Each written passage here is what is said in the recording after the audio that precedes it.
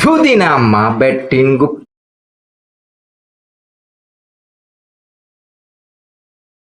Hello friends, welcome to జైజీ టెక్నిక్స్లో స్వాగతం.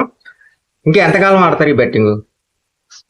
డిపాజిట్ చేసుకోవడం, పోగొట్టుకోవడం, డిపాజిట్ చేసుకోవడం, పోగొట్టుకోవడం, అప్పులు చేసి ఆడటం. ఎంతకాలం ఆడతారు? ఇంకా ఎంతకాలం? చిరాకు రావట్లేదా? చిరాకు రావట్లేదా మీకు? విరక్త పుట్టట్లేదు దాని మీద?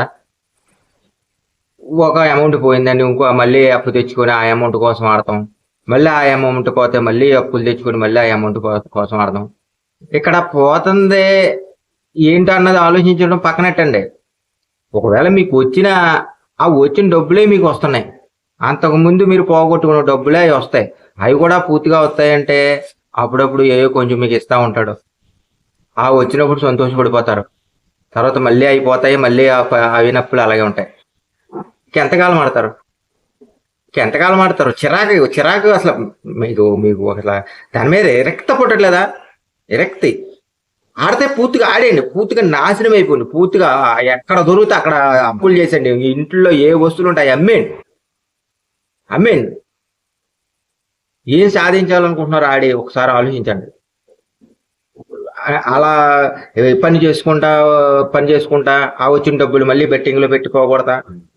మళ్ళీ మానసికంగా బాధపడతా, మళ్ళీ పని చేసుకుంటాకెళ్ళి ఇలాగా ఎంతకాలం ఒకసారి విరక్తి అన్నా రావట్లేదు మీకు? చిరాకు దెబ్బట్లేదా? చిరాకు ఏంటి ఇది? ఇంకా ఎంతకాలం ఇలాగ పోయిన డబ్బుల కోసం రికవరీ అని ఇంకెంతకాలం మేము ఇలాగ ఆడి మేము దెబ్బెట్టుకోవాలని చెప్పి మీకైనా సరే చిరాకు రావట్లేదా?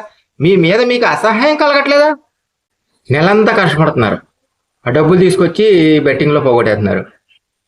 ఆ నెలంతా కష్టపడిన డబ్బులు వచ్చి బెట్టింగ్లో పెడతామే కాకుండా మళ్ళీ అప్పు చేసి కూడా బెట్టింగ్ ఆడేస్తున్నారు. ఇటు కష్టపడి చేసిన నెలంతా చేసిన డబ్బులు వేస్ట్, మళ్ళీ అవి కాకుండా విడిగా అప్పులు. అసహాయం కలగట్లేదా? మీ మీద మీకు విరక్త కలగట్లేదా?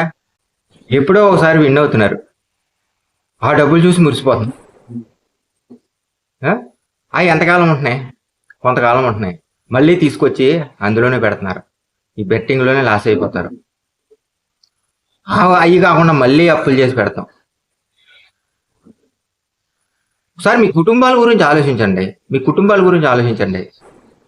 ఎందుకు మీరు ఇలాగ ఇంకా దిగజారిపోతా మీ కుటుంబాన్ని కూడా దిగజార్చేస్తున్నారు? ఎందుకు? చిరాకు రావట్లేదా? అసహ్యం కలగట్లేదా?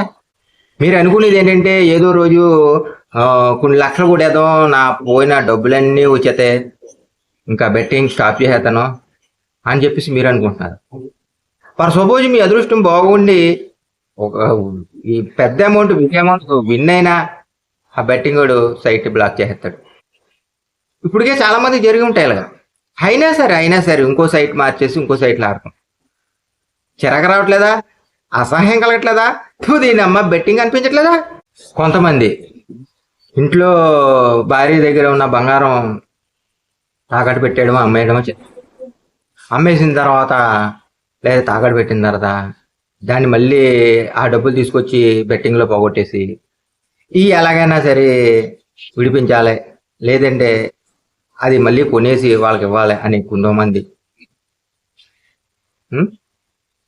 మళ్ళీ మీరు ఆడితే ఇవ్వడానికి ఈ బెట్టింగ్ సైట్ ఏమైనా ఎర్రిపప్ప? మీరు డిపాజిట్ చేసిన డబ్బులు మళ్ళీ ఆడి తిరిగి ఇస్తాడనుకుంటున్నారు? మీకు ఎన్నిసార్లు జరుగుతుంది ఇలాగా? మీరు ఎన్నిసార్లు డిపాజిట్లు చేసుకుంటున్నారు, ఎన్నిసార్లు మీరు లాస్ అయిపోతున్నారు?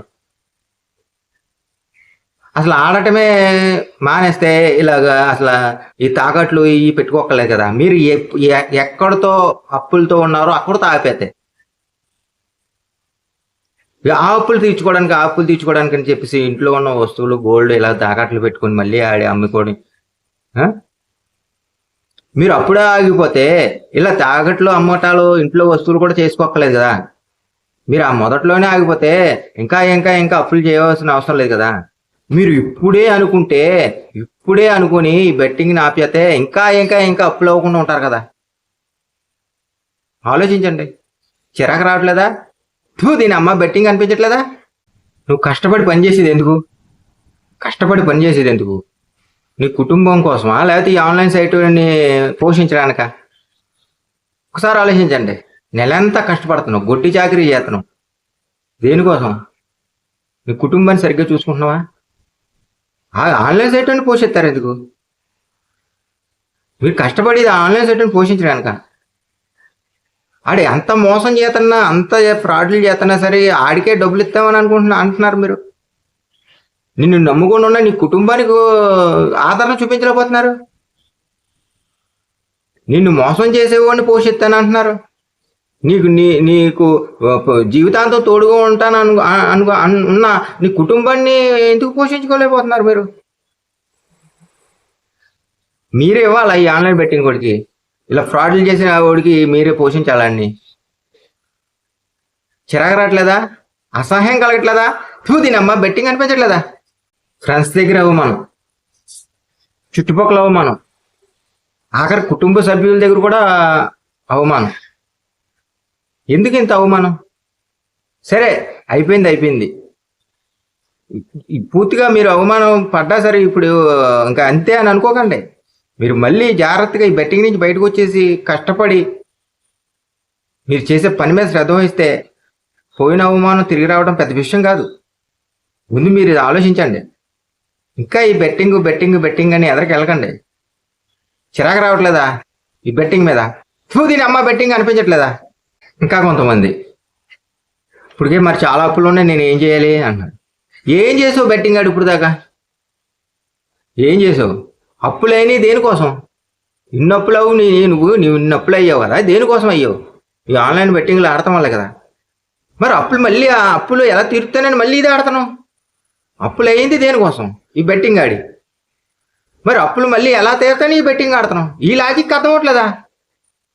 నువ్వు ప్రాబ్లం చెందింది దేనికోసం? ఎందువల్ల అయ్యావు? నీ ప్రాబ్లం ఎంత ప్రాబ్లం నువ్వు ఎందువల్ల అయ్యావు? ఈ బెట్టింగ్ ఆడటం వల్లే కదా. మరి నీ అప్పులు ఎలా తీరుతాయని చెప్పి మళ్ళీ బెట్టింగ్ ఆడుతున్నావు?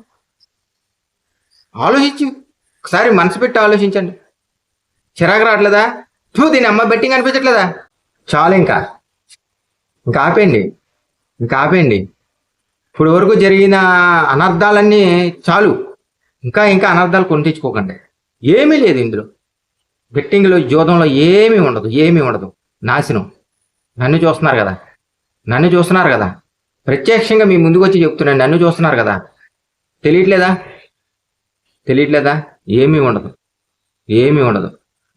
నాశనం అయిన తర్వాత దీని అమ్మ బెట్టింగ్ అనుకున్నా ప్రయోజనమే ఉండదు.